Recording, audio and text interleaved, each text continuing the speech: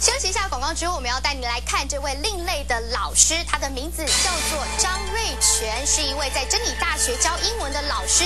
他怎么特别呢？因为他自创了用台语嘻哈的方式来讽刺时事，讽刺的内容有哪些？广告之后带你一块了解。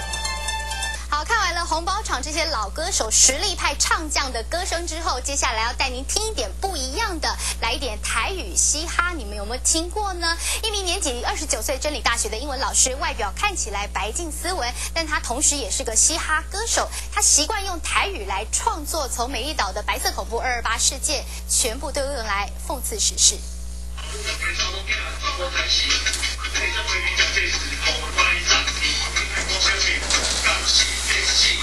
一身宽松的 T 恤长裤，标准嘻哈造型，用一口流利的台语念 rap， 别以为他是什么新生代饶舌歌手，他可是真理大学货真价实的英文老师，名叫张瑞全。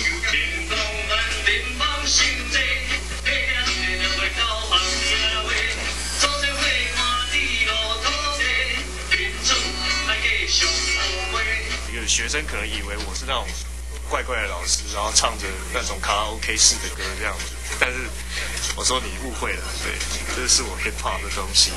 斯文白净的模样，留了点小胡子，搭配黑色细框眼镜，张老师笑着说，搞嘻哈也可以很有亲和力。而大家更感兴趣的是，张瑞全老师的台语嘻哈歌词中，题材全都是严肃的历史政治话题，从228事件、美丽岛到宋楚瑜推行说国语、白色恐怖，字字句句充满批判意味。不止如此，张瑞全对于最近倒扁阵营的所作所为也很有意见。王丽萍女士，她在倒扁静坐的这个场合上，她不过说了台湾国3个字，台下的人就要她道歉，这是什么道理？这一样也是一种言论的恐怖啊！